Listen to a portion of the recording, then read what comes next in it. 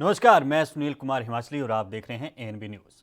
और आज हम बात करेंगे हाथरस गैंगरेप मामले के बाद देश भर में महिला अत्याचारों के खिलाफ एक बार फिर से आवाज गूंजने लगी है और सरकार की कार्यशैली और कानून व्यवस्था पर सवाल खड़े होने लगे हैं। आम जनता इस समय सड़कों पर आ चुकी है और सुरक्षा की मांग कर रही है और इसमें उनके साथ मिल रहा है देश की तमाम विपक्ष जितनी भी पार्टियां हैं उनका साथ। विपक्षी पार्टियां लगातार सड़क पर हैं और सरकार को घेर रही हैं। लेकिन अब सवाल यह उठता है कि क्या वाकई में ये विपक्षी पार्टियां बदलाव चाहती हैं? क्या वाकई में देश की इन्हें चिंता है या फिर सिर्फ जनता के कंधे पर बंदूक रखकर अपनी सियासत चमकाना चाहती हैं? ये सवाल हम इसलिए पूछ रहे हैं क्योंकि देश की मुख्य विपक्षी पार्टी कांग्रेस का एक वीडियो वायरल हो रहा है जिसमें महिला अत्याचारों के खिलाफ आवाज उठाने सड़कों पर उतरे कांग्रेसी कार्यकर्ता आपस में ही उलझ पड़े। इस दौरान महिला अत्याचारों को लेकर आवाज उठाने की जगह वे एक दूसरे के खिलाफ आवाज उठाने लगे। इसलिए अब कांग्रेस की नीयत और नीति दोनों पर सवाल उठ रहे हैं, जैसे कांग्रेस भाजपा की ऊपर उठाती है। तो आज हम इसी मसले पर बहस भी करेंगे, चर्चा भी करेंगे और इस खास कार्यक्रम में जिनका नाम है उनसे सियासत का सवाल भी करेंगे, क्योंकि सियासत का सवाल और कांग्रेस में ही विवाद।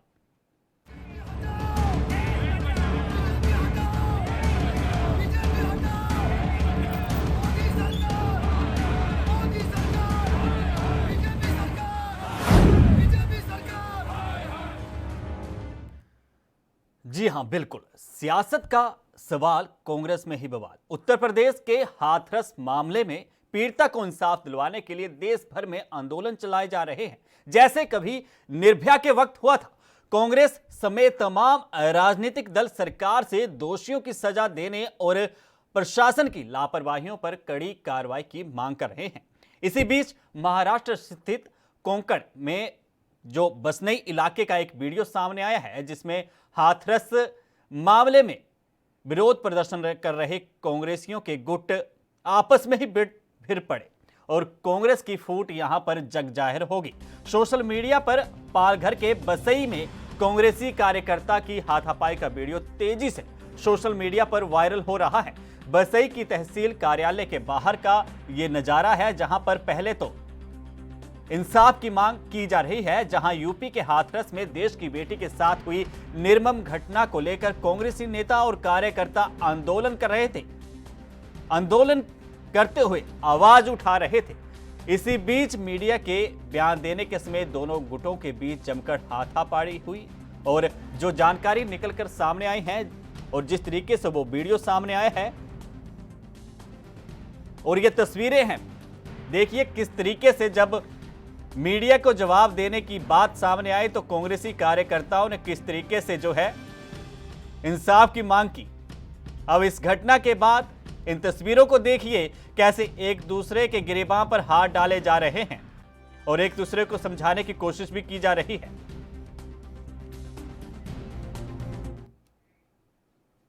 वहीं इस घटना का वीडियो ट्वीट कर बीजेपी के राज्य प्रवक्ता राम कदम ने कांग्रेस से पूछा है कि क्या वाकई में ही इस मामले पर गंभीर है कांग्रेस। बीजेपी नेता राम कदम ने वीडियो ट्वीट कर लिखा है कि कांग्रेस के गुट विरोध प्रदर्शन वाली जगह पर भिड़ गए, जो उनके असली मकसद को उजागर करता है।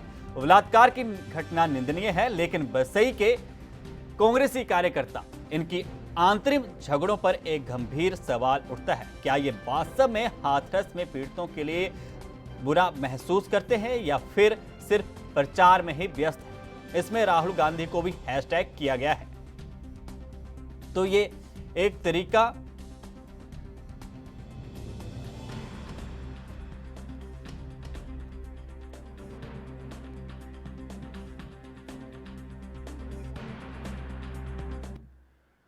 तो जिस तरीके से अब कोई भी मसला, कोई भी मुद्दा उठता है, राजनीति होती है। आज राजनीतिक हुक्मरानों से ही हम बात करेंगे। शिप्रा बंसल कांग्रेस की बड़ी वरिष्ठ प्रवक्ता हमारे साथ जुड़ चुकी हैं और राम किशोर त्रिवेदी कांग्रेस के वरिष्ठ प्रवक्ता हैं, हमारे साथ जुड़ चुके हैं। दोनों का ही एएनबी न्यूज पर स्वागत है। पहले तो त्रिवेदी साहब आपके पास आना चाहूंगा। मुंबई में आप बैठे हैं, कांग्रेस लगातार सवाल उठाती है भाजपा पर, चाहे सुशांत सिंह राजपूत का मसला हो, चाहे और कोई बात हो कि भाजपा सब कुछ कर रही है। आज जो हमने तस्वीरें दिखाई, इंसाफ की मांग कर रहे थे ये कांग्रेस के कार्यकर्ता, आपस में ही उलझ पड़े। क्या इस तरीके से इंसाफ मांगा जाता है कि घर के बर्तन ही खटकने लगे? वो वीडियो पूरा देखा नहीं है, लेकिन फिर भी आपके चैनल पे मैंने देखा इस वीडियो को, और इस वीडियो में जो कुछ दिख रहा है ये जांच का विषय है कि इसमें कांग्रेसी कार्यकर्ता थे या कोई दूसरा आकर के वहां बलवा कर रहा था। इस बारे में जब तक पूरी जांच रिपोर्ट सामने नहीं आ जाती तब तक मैं कुछ कहने की स्थिति में नहीं। लेकिन जहां तक आपने सुशांत सिंह राजपूत के बारे में पूछा, तो 2 महीने से यही भाजपा के लोग, जिनके बारे में मुंबई पुलिस कमिश्नर ने भी जवाब दे दिया है कि 80,000 फेक आईडी बनाई गई थी सोशल मीडिया के अंदर, यूट्यूब के अंदर, सारी जगहों पर, और वहां पर जो है इन लोगों ने पूरी तरीके से किस तरीके से झूठ फैलाया है जी। और जिस तरीके का झूठ ये फैला रहे हैं जी, उससे तो इनकी पूरी चीजें उभर के सामने आ गई है जी। और अब जो है इस परिस्थिति के अंदर आप ये देखिए कि सुशांत राजपूत में जो सुशांत का मसला देखिए त्रिवेदी साहब, सुशांत के मसले पर अगर बात की जाए चर्चा खत्म नहीं होगी। 2, 2.5, 3 महीने से यही चर्चा चली हुई है। आज मसला सिर्फ इस बात का है कि जब पूरा देश इंसाफ की मांग करता है तो कांग्रेस की ये कैसी तस्वीरें सामने आती हैं। क्योंकि एक निर्भया का मामला है, जब उसके लिए इंसाफ की जंग पूरा देश दिल्ली पर मांग रहा था, जिस राजनीतिक पार्टी का जन्म उस दौरान हुआ, जिसने वो संघर्ष शुरू किया, वो चीजें निकलकर सामने आई, तो वो सारी चीजें कि आज कांग्रेस पर ये कैसी तस्वीर है इंसाफ की? नहीं, अभी तक ये कौन डिसाइड करेगा कि वहां कांग्रेस के कार्यकर्ता थे या दंगाई थे? जी, अभी तक कोई रिपोर्ट आई है क्या? आपने जो तस्वीरें नहीं, उनके हाथों में जो तख्तियां हैं, मतलब कांग्रेस का पोस्टर लेके कोई भी कहीं पे भी खड़ा हो जाए तो इस पे कांग्रेस की जिम्मेवारी नहीं बनती। कांग्रेस का पोस्टर लेकर के कोई कहीं भी खड़ा हो जाए तो क्या वो कांग्रेसी हो जाता है क्या? अभी तक ये सिद्ध हुआ है क्या कि वो वहां पे कांग्रेस के कार्यकर्ता थे या कोई दूसरे? वैसे त्रिवेदी साहब, मुझे यही पता था कि तस्वीरें नहीं देखी हैं, सबसे पहले आपका यही बयान होगा। सिप्रा जी, आपने तो तस्वीरें देखी हैं, क्या आप नहीं मानती कि वो कांग्रेस कार्यकर्ता थे? उनके इंसाफ मांगने का वो तरीका और आपस में फिर उलझना, क्या ये सही था? सुनील जी, अब त्रिवेदी जी वो कहते हैं ना कि हमेशा से विपक्ष की आदत है पल्ला झाड़ना। जब बात आती है इन पर तो ये पल्ला झाड़ के भागने की कोशिश करते हैं, और वही त्रिवेदी जी आज सबूत करना चाहते हैं कि वहां पे जो दंगा हुआ वो कांग्रेस के कार्यकर्ता नहीं थे। तो ऐसे कार्यकर्ता कैसे, कोई भी, जैसे आपने कहा, कोई भी तख्ती पकड़ के या कोई भी बैनर पकड़ के ऐसे कैसे खड़ा हो जाएगा? कोई भी दंगे में ऐसे कैसे शामिल हो जाएगा जब तक वो किसी पार्टी के कार्यकर्ता नहीं होंगे? और त्रिवेदी जी, मैं आपसे ही पूछना चाहती हूँ, अब भी आप ये यूपी के हाथरस को लेके दंगे के लिए विरोध कर रहे हैं, आपने क्यों नहीं सोचा कि राजस्थान में भी 2 नाबालिग बच्चियों के साथ रेप हुआ है, लुधियाना में हुआ है, अभी कल ही राहुल गांधी जी मोगा से वापस गए हैं, कुरुक्षेत्र में वो करके गए हैं, पेहवा में, तो उन्होंने लुधियाना में जाके क्यों नहीं किया? क्यों? कांग्रेस की सरकार है वहां पर इसलिए, या सिर्फ आपको ये है हमेशा से जो है आप एक पॉलिटिकल रंग दिखाना चाहते हैं, पॉलिटिकल गिमिक करते हैं? हमेशा से आया है कि कथित है ये चीजें कि कांग्रेस। सिप्रा जी, कांग्रेस पर सवाल उठाना बड़ा आसान है। गुडिया शिमला रेप केस भूल गई हैं आप? वहां पे तो भाजपा की सरकार है, फिर वहां पर इंसाफ क्यों नहीं मिला अब तक? नहीं, देखिए यहाँ नहीं, कांग्रेस पे सवाल आपने उठाया, सही बात है, लेकिन जहां पर हिमाचल प्रदेश में भाजपा की उस केस का क्या हुआ?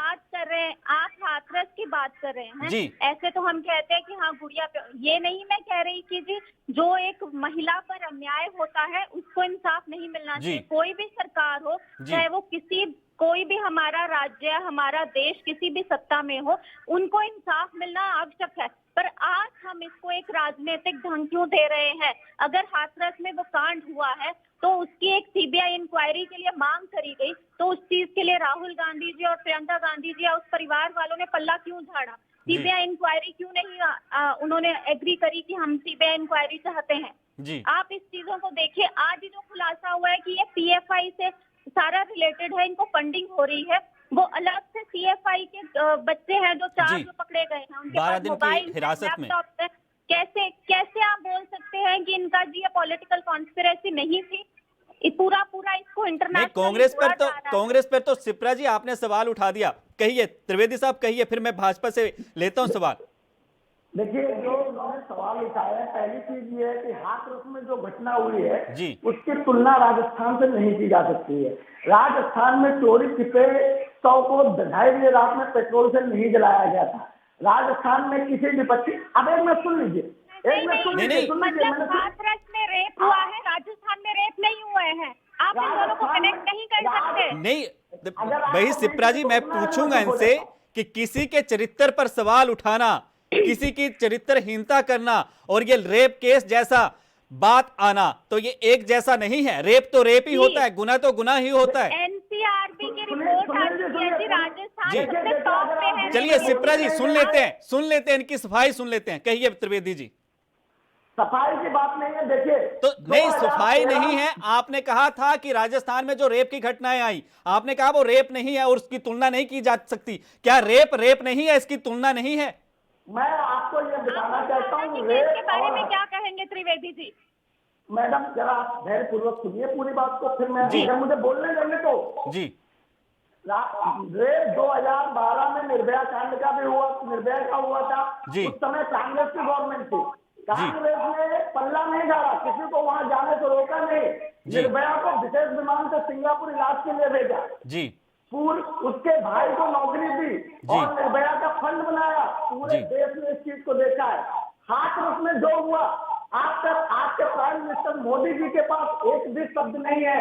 आज तक उन्होंने अभी तक एक शब्द नहीं बोला है। अटल टनल में गए, ऐसे ऐसे हाथ हिलाए, ऐसे ऐसे, लेकिन उन्होंने हाथरस की गुड़िया के बारे में एक शब्द बोला हो तो मुझे बता दीजिए। अब मामले को रात को 2:30 बजे किसी भी हिंदू शास्त्र में, हिंदू योगी जी हिंदू है, आप उनसे सवाल करिए कि रात को 2:30 बजे पीड़िता के परिवार के बिना पेट्रोल डाल के 100 को जला देना, ये भी एक घोर अपराध है। ये क्या राजस्थान में हुआ है? अपराध मध्य प्रदेश, बलात्कार मध्य प्रदेश में हुआ। मैं बलात्कार की निंदा करता हूँ, लेकिन जो हाथरस में हुआ और जो योगी सरकार ने हाथरस में किया है जिस तरीके से, उसकी देश को पूरी निंदा करनी चाहिए। और आपको अपने प्रधानमंत्री से पूछना चाहिए कि जो पूरे देश में भाइयों बहनों करते थे, अब उनकी बोलती क्यों बंद है? क्यों नहीं वो हाथरस की गुड़िया के बारे में 2 शब्द बोल रहे हैं? कहाँ है इस देश का प्रधानमंत्री? जो प्रधानमंत्री दिन भर बोलता था, अटल टनल में जाके हाथ हिलाता है, आज उस प्रधानमंत्री के मुंह में दही जम गया है। ये है, इसलिए त्रिवेदी जी, सिप्रा जी, आप दोनों से देखिए, मैं सीधी दोनों से एक बात यहां पर देखिए, चिल्ला के हर कोई बोल सकता है, मैं भी चिल्ला के बोल सकता हूं। एक एक करके बात रखेंगे। यहां पर हम लोग किसी मुद्दे पर विचार विमर्श कर रहे हैं। निंदा करने से कुछ नहीं होगा। आप दोनों क्या मांग करते हैं कि एक कड़ा कानून बनाया जाए कि ऐसा करने वालों की रूह तक सोचने से पहले काम पड़े? क्योंकि ये जो मसला है, ये जो मुद्दा है, हर घर की, त्रिवेदी जी सुन लीजिए, आपने कहा मोदी जी ने हाथ हिलाए, यहां गए वहां गए, देश का प्रधानमंत्री है। मैं यहां पर किसी का पक्ष लेने या विपक्ष के लिए नहीं बैठा हूं, एक मुद्दे की चर्चा कर रहा हूं, क्योंकि यह मुद्दा सालों से हम लोग देख रहे हैं, आप भी सालों से देख रहे हैं। त्रिवेदी जी, देखिए, हर घर की बेटी का मसला है। सिप्रा जी सुनिए, हर घर की बेटी का मसला है, हर बहन की ये मसला है, हर उनकी इज्जत से जुड़ा ये मसला है। आजकल की बहुएं, बेशक देखिए, कांग्रेस की सरकार भी रही है और भाजपा की सरकार कार्यकाल 2 बार सत्ता में है। क्या किसी ने सोचा कि इसके लिए कड़ा कानून बनाया जाए? वो जिस बात पे बात करें, आप उस बात पे क्यों नहीं आते हैं? आप PM जी ने ये किया, राहुल गांधी जी क्या करते हैं? आप मुझे जवाब दीजिए, वो लुधियाना क्यों नहीं गए? अगर वो कल आए थे तो क्यों नहीं गए? और रही बात, आपने बात करी कि जी उनको कुछ दिया नहीं है, 25 लाख का मुआवजा दिया जा रहा है, प्रधानमंत्री आवास योजना का मकान दिया जा रहा है, नौकरी दी जा रही है। आप इस बात पे क्यों नहीं आते हैं कि जो दंगे हुए हैं वो कौन करवा रहा है? चलिए त्रिवेदी साहब, दंगे हो रहे हैं, कौन हिसाब देगा इसको? कड़ा कानून, उसमें उसकी बात क्यों नहीं उठाते आप लोग? निर्भया चीज को आपने जैसे जस्टिस मिला, आपकी सरकार ने तो कोई जस्टिस नहीं दिया था, और ना ही उनको साथ के साथ कोई नौकरी दी गई थी या मुआवजा दिया गया था। नहीं शिप्रा जी, मुआवजा यहाँ पर हो रही है कि वुमेन के साथ जो अत्याचार हो रहे हैं, जो उनके साथ कुरीतियां हो रही हैं, वो कब बंद होंगी? जरूरत है यहाँ पे हम लोगों की मानसिकता को बदलने की।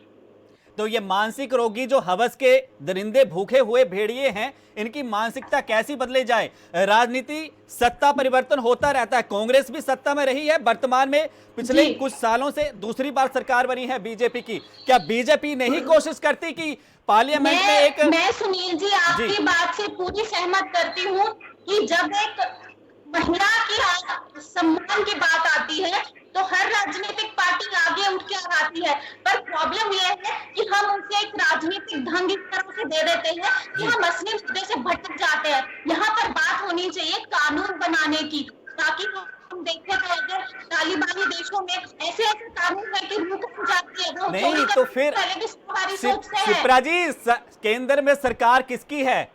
किसकी सरकार है केंद्र में? कौन सदन में प्रस्ताव लेके आएगा? बिल्कुल जी, इस चीजों के लिए हो रहे हैं, जल्दी जस्टिस मिलता है ना। सीबीआई इंक्वायरी मांग रहे हैं तो इसीलिए हो रहा है। कांग्रेस के राज में तो ये भी ना होता। नहीं तो फिर मेरी बात सुनिए त्रिवेदी जी, आता हूं आपसे ही पूछता हूं, सत्ता में आने के बाद वादे किए जाते हैं, ये कर देंगे वो कर देंगे, क्या हर घर की बेटी की उस वक्त याद नहीं आती जब उम्मीदवार वोट मांगने जाते हैं? यूपी में उपचुनाव है, बिहार में उपचुनाव है, बिहार में माफी चाहूंगा चुनाव हैं, कई जगह पर देश भर में उपचुनाव होने वाले हैं, पंचायत चुनाव होने वाले हैं, बातें बड़ी बड़ी की जाती हैं, ये कर देंगे वो कर देंगे, लेकिन बेटियों की सुरक्षा, बहू की सुरक्षा और मां की सुरक्षा के बारे में क्यों नहीं सोचते? फिर क्यों नहीं सोचा जाता जी? हमेशा सोचा जाता है, हमेशा कड़े कानून भी बनाए जाते हैं। तो धरातल पे असर क्यों नहीं दिखता? कितने ऐसे ही मसले आते हैं। हमारे लोगों की मानसिकता गलत है। अगर कोई इंसान, जयपुर में आपने पिछले साल भी देखा होगा, एक 8 महीने की बच्ची के साथ रेप हुआ, आप उस व्यक्ति के बारे में क्या कहेंगे? वहां पे आप राजनीतिक लेके आएंगे? नहीं, राजनीतिक ढांचा कौन बनाता है? मैं तो सीधा पहले भी कह चुका हूं, यहां पर मैं पक्ष और विपक्ष की बात सुनने के लिए जरूर बैठा हूं, लेकिन मैं पक्षपात नहीं करता, पत्रकारिता करता हूं, और इसी के लिए, क्योंकि हमारा धर्म है समाज के हित की बात करना। लेकिन जिस तरीके से समाज में इस तरह की घिनौनी हरकतें बार बार होती हैं और हम लोगों को इंसानियत शर्मिंदा करती है, राजनीतिक पार्टियां करती हैं कि इंसानियत शर्मसार हो गई, ये बात अक्सर कहती हैं मंचों पर जाकर, लेकिन नेता वही नेता, आप जैसे प्रवक्ता ही सरकार के पास आवाज लेके जाएंगे हमारी और हमारे लोगों की, देशवासियों की, तो कौन कानून बनाएगा कड़ा? मैं सुनील जी पत्रकारिता और पत्रकारों की बहुत इज्जत करती हूँ, उन्हीं की वजह से आज हमारे सामने सच्चाई रूबरू होती है। आप लोगों को सभी को सलाम। पर मैं यहाँ पे एक बात और जोड़ना चाहती हूँ कि अभी आपने बात कही कि हम इसको राजनीतिक दौर दे रहे हैं या राजनीतिक राह दे रहे हैं। अभी हाथरस में जो कांड हुआ उसमें साथ के साथ उस पीड़िता को हॉस्पिटल लेके जाया गया, दुर्भाग्यवश उसकी मौत हो गई, वो बहुत ही दुखद है। जो वो चारों आरोपी थे उनको हिरासत में लिया गया जी। पर आप मुझे एक चीज बताइए, उस बात को राजनीतिक ढंग किसने दिया? राजनीतिक का उसमें वो कहते हैं कि परचम लहराने का काम कौन कर रहा है? तो योगी साहब क्यों चुप्पी साधे बैठे? बताइए त्रिवेदी साहब, बताइए, राजनीतिक ढंग दिया या योगी साहब चुप्पी साधे बैठे? जी कहिए त्रिवेदी जी, कहिए। शिप्रा जी शांति से आप भी सुनिएगा, त्रिवेदी साहब की सुन लेते हैं आप। देखिए, बलात्कार जो अपराध है उसकी कड़ी से कड़ी निंदा होनी चाहिए, चाहे कांग्रेस हो चाहे भाजपा हो। कुछ क्या हो जाएगा त्रिवेदी जी? जी कहिए। जी मेरी बात सुनिए जी। मैडम कह रही है, किसका भी कह रही है, कानून नहीं बनाया। अगर इनको पता हो कि निर्भया कांड के समय केंद्र सरकार ने, मनमोहन सरकार ने इतने कड़े कानून बनाए थे कि आप किसी लड़की की तरफ आंख उठा कर देख लें, उसके ऊपर भी मुकदमा दर्ज होता, इतने कड़े कानून किए गए थे। उसके बावजूद जो हाथरस का विषय है, हाथरस में जो कुछ हुआ वो आपने भी देखा कि 11 तारीख को वहां पर गैंग रेप होता है, 21 तारीख तक उस लड़की का कोई इलाज नहीं होता है, और उसके बाद ये सारी घटनाएं घटने के बाद सरकार की अकाउंटेबिलिटी तय नहीं हो रही है। आज योगी सरकार इस बात पे जवाब देने के बजाय एक नया समूपा लेके आई है, पीएफआई की दंगा कराया जा रहा है। अब आप बताइए कि 2019 में भी पीएफआई के ऊपर आरोप लगे थे दंगा कराने के, उस समय योगी सरकार ने उसको बैन क्यों नहीं किया अगर वहां पे दंगा कराया जा रहा था? एक बात। दूसरी बात, इस देश की एजेंसियां, देश में युद्ध का माहौल है, चाइना खड़ा हुआ है, क्या देश की एजेंसियां सोई हुई है जो मॉरिशस से 150 करोड़ रुपया आ जाता है और इनको पता नहीं चलता है? देश में दंगा कराने के नाम पे पैसा आ रहा है और ये निकम्मी सरकार मोदी की और योगी की सोई हुई है। और आज जब बेटी के साथ बलात्कार होता है तब ये उछल के आते बोलते देखिए भाई साहब ये तो दंगा कराने जा रहे थे। ये कौन सी बात हो रही है यहाँ पर? बात मॉरिशस से पैसा आया था तो इनकी सिप्रा जी आता हूँ आपके पास, सुन लीजिए इनकी। हाँ जी, कहिए त्रिवेदी जी की। एक पत्रकार चाइना के कागज दे रहा था, उसको एजेंसियां पकड़ लेती हैं जी, लेकिन पीएफआई 100 करोड़ रुपया विदेश से भेज रही है, इनकी एजेंसियों को पता नहीं चलता है। पीएफआई को 2019 में उत्तर प्रदेश में दंगा फैलाने के आरोप में जो चिन्हित किया गया था, उस समय से अब तक योगी क्या कर रहे थे? क्यों ने उन्होंने पीएफआई को बैन किया? आपको पता है कि केरल सरकार ने पीएफआई को बैन किया हुआ है। कौन इनको रोकता है कि पीएफआई को बैन मत करो? इनको कौन रोकता है? लेकिन जब एक बेटे के साथ बलात्कार होता है, इनकी पुलिस उसको पेट्रोल डाल के जला देती है, तब ये पीएफआई का समूपा लेकर के आ जाते हैं। अब तक सोए हुए थे ये लोग जी। सच में देखिए, आपने खुद माना है पहले कि फंडिंग हुई, विदेश से फंडिंग हुई।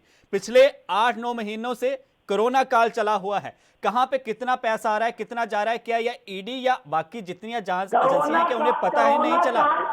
सुनील जी, कोरोना काल में प्रधानमंत्री के पास किसानों का अध्यादेश लाने का टाइम है। कोरोना काल में किसानों के खिलाफ काला कानून बनाने का टाइम है। और जो व्यक्ति हमारे देश के खिलाफ षड्यंत्र कर रहा है पीएफआई को, आप उसको बैन नहीं कर सकते हैं। अगर हमारे देश के खिलाफ षड्यंत्र हो रहा है तो भाजपा सरकार सोई हुई है। अब एक बेटी के साथ बलात्कार होता है तो उस समय दंगे के कागज दिखा रहे हैं और वो भी फेक है, ये गलत फेक कर रहे हैं, इसलिए प्रूफ नहीं कर पाएंगे। अगर इनके पास प्रूफ है, उनके अकाउंट सीज करें, उनको गिरफ्तार करें, जो लोग दंगा कराने में थे उनको लाए, उनको सामने कोर्ट में पेश करें। क्या रहे हैं ये सिप्रा जी? त्रिवेदी जी लेता हूं, जवाब लेता हूं। सिप्रा जी क्या कहेंगी? आपने कबूला भी, खुद बात कही कि फंडिंग आई, विदेश से फंडिंग आई। अब क्या फाइनल कमेंट चाहूंगा क्योंकि मेरे पास वक्त कम है। पीएफआई को जन्म किसने दिया? कांग्रेस सरकार ने। और ये कह रहे हैं कि कोरोना काल में त्रिवेदी जी सुनिए, जवाब ले लीजिए, जवाब फिर आपके पास आता हूँ। अब आप भी सुनिए जी, आपकी बात धैर्य पूर्वक सुनी तो अब आप भी सुनिए। ऐसे गलत बात मत बोलिए चैनल पर बैठ के। क्यों आप ये कह सकते हैं कि मोदी सरकार दंगे करवाती है, मोदी सरकार की राज में पीएफआई की फंडिंग आती है, कोरोना काल में ये हुआ, तो आप मोदी सरकार सोई हुई थी क्यों हो रही है? आप भी धैर्य सुनिए ना, सच्चाई सभी को कड़वी लगती है। त्रिवेदी जी आप भी सुनिए बैठकर। मुझे एक बात बताइए, 2014 से लेके अब तक कितने विस्फोट हुए हैं, कितने दंगे हुए हैं या कश्मीर में? अरे त्रिवेदी जी, इतिहास बोलता है किसके राज में दंगे हुए हैं, किसके राज। पूरा देश देख रहा है कि आज के प्रधानमंत्री जी चुप है, कोई बात नहीं कर पा रहे हैं, योगी जी झूठ बोल रहे हैं, पूरे देश योगी को झूठ बोलते हुए देख रहा है। आप कह रहे हैं पीएफआई कोरोना का जनता देख रही है। अगर पूरे विश्व में इससे भी बुरी महामारी आ जाएगी ना, कांग्रेस सरकार फिर भी अपने राजनीतिक रंग दिखाने से नहीं हटेगी। वो हमेशा इस चीज को उठाती आई है। आप ये कह रहे हैं कि कृषि वाला मामला ले लेते हैं। अरे कृषि बिल में क्या दिक्कत है? आप किसानों को